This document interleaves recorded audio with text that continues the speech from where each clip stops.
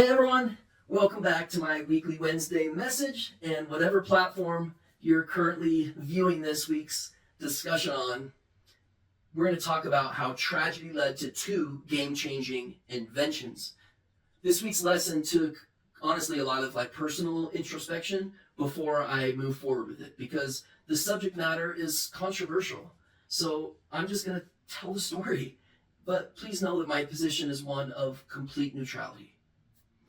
While the inventions we're going to talk about today are big time, they gave armies unprecedented firepower, the story behind its creation is marked by an unexpected twist of irony and tragedy, a deafening price that would be paid by its inventor. This is fascinating. This is the story of Hiram Stevens Maxim and his son Hiram Percy Maxim, and how a father's invention and disability inadvertently inspired the creation of another groundbreaking invention that would be created by, of all people, his son. The elder Hiram Stevens Maxim was born in 1840, was an ambitious and prolific American inventor with over 270 patents to his name. That's a lot. And I should tell you all you need to know about his entrepreneurial spirit, because 270 patents is a lot. However, his greatest and most controversial invention would emerge in 1884, when, at the age of 44, he unveiled an unbelievable invention that took the world by storm. They called it the Maxim machine gun. So this weapon was like a marvel of engineering and efficiency. It was able to fire 600 rounds per minute using the force of each bullet's recoil to eject the spent cartridge and load the next. With this single innovation, he revolutionized warfare. However, during developing the machine gun, it had a cost that came with it.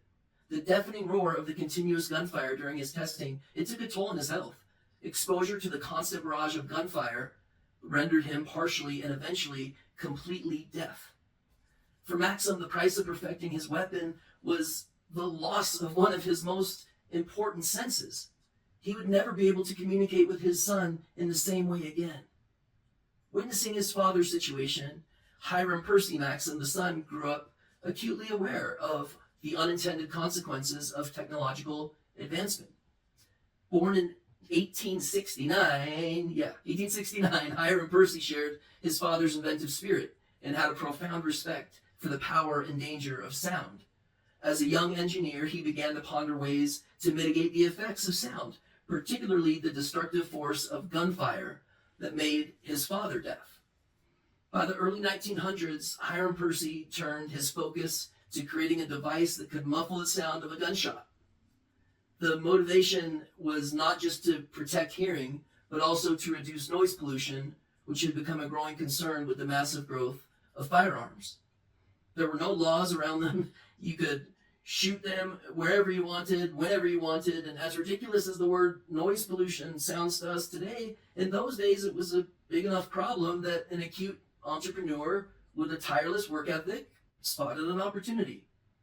This entrepreneur just happened to have a massive why behind his dedication, having seen his father's life reduced by deafness. In 1909, at the age of 40, after years of experimentation, he patented the first commercially successful firearm suppressor, which he called the Maxim silencer. The irony of the story is unmistakable. The man who invented a weapon that deafened him fathered a son who would create a device to restore quiet. The Maxim silencer was designed not unlike the same principles as an automotive muffler. So we're way out of my league here, but the result was a compact cylinder that, when attached to the barrel of a firearm, could significantly dampen the sound of a gunshot. Despite its effectiveness, the silencer was met with mixed reactions. To some, it was a welcome tool for hunters and firearm enthusiasts seeking to reduce noise, while others viewed it as suspicious and associating it with criminal, mob-like activity that was just starting to become more and more of a problem around that time. And it would continue growing in devastating cities like New York, Chicago, Boston, Philadelphia, among others. These mixed perceptions led to restrictive regulations on silencers that persist to this day, roughly 115 years later. This story is not to highlight the success of the inventions, but rather to note that there are no bounds to the emotional spirit. The intertwined stories of Hiram Maxim and Percy Maxim offer a really powerful lesson about the consequences of invention.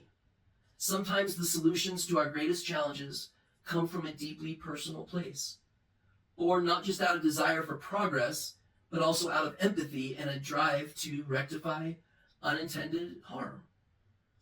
Hiram Stevens Maxim, the dad, his machine gun may have been a symbol of military might, but for him it was a reminder of the very real physical toll of invention.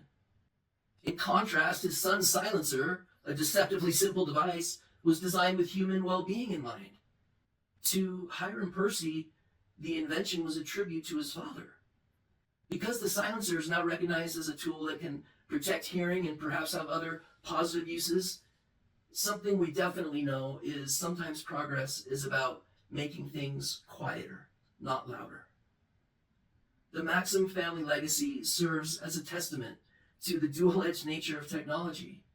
Hiram Maxim's machine gun changed the face of warfare, yet in its wake, it left a silent, suffering inventor.